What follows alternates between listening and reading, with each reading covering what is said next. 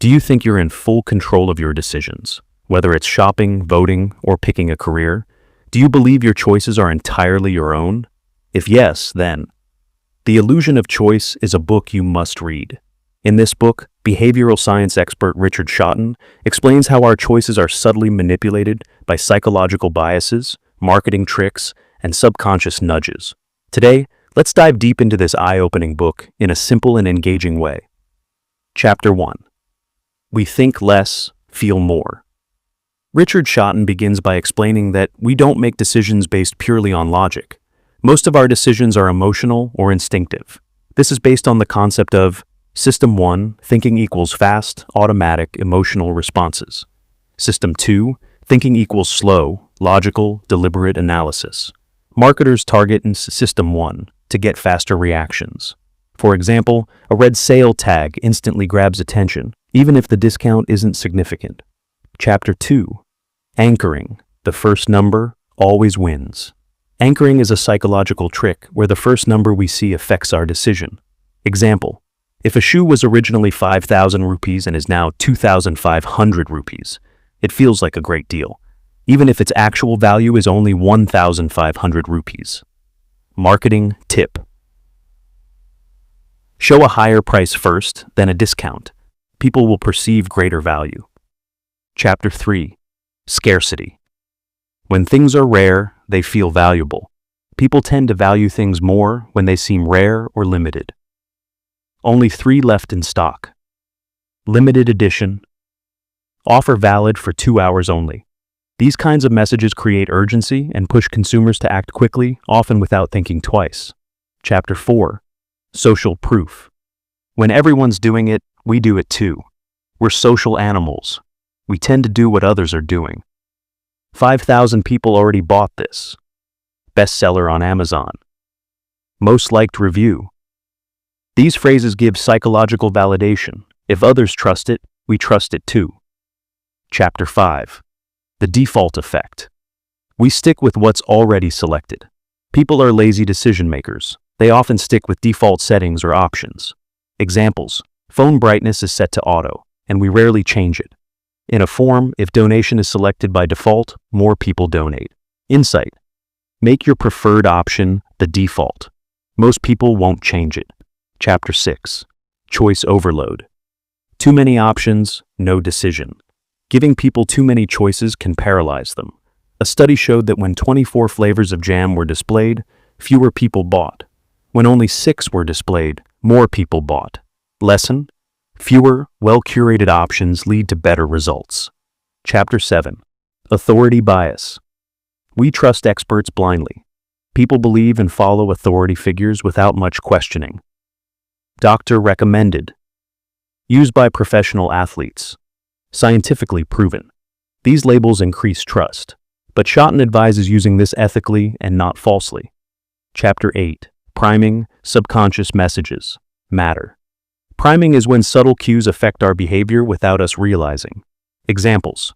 The smell of fresh coffee in a cafe makes people stay longer. Energetic music in a wine shop makes customers buy expensive wine. These subconscious signals influence how we feel and behave. Chapter 9. Framing. Same information, different reactions. How something is presented matters more than the actual facts. 90% fat-free sounds better than 10% fat.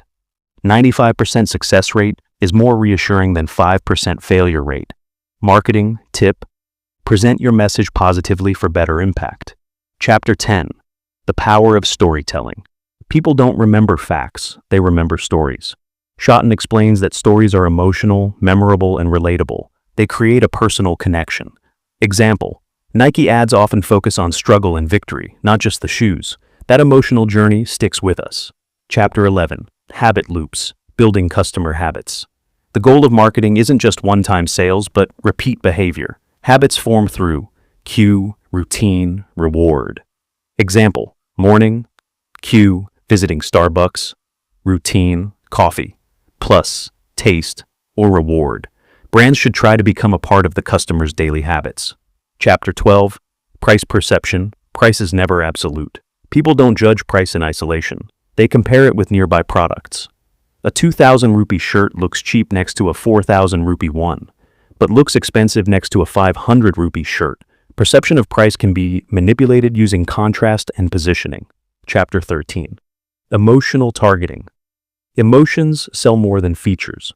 Emotions are the most powerful tool in marketing. People buy based on how they feel, not just what they need.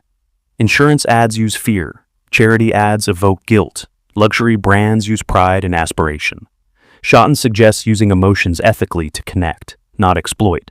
Chapter 14. The unexpected grabs attention. Predictable ads are ignored. Surprising and creative content sticks. Example, Cadbury's ad with a gorilla playing drums didn't even show chocolate, but it became iconic. Lesson, be fresh, be bold. Predictability kills curiosity. Chapter 15. Repetition builds familiarity. People trust what they're familiar with. Repetition equals familiarity. Familiarity equals trust. Trust equals sales. But overdoing it backfires. There's a sweet spot in repeating a message just enough to build memory without annoying the customer. Chapter 16. Loss, aversion, we fear. Losing more than we like gaining. People are more motivated to avoid losses than to make gains. Examples. Don't miss this deal. Your competitors are already using this. This fear-based angle works, but again, it should be used responsibly. Chapter 17. Memory bias. What's remembered is what matters. People don't remember everything, just the highlights and the ending. This is called the peak-end rule. So, if a brand makes the most emotional moment and the ending memorable, customers will recall that experience more fondly. Example, Zomato's thank you message with a smiley after delivery leaves a nice impression. Chapter 18. Small details. Make a big difference. Tiny design decisions affect how we perceive brands.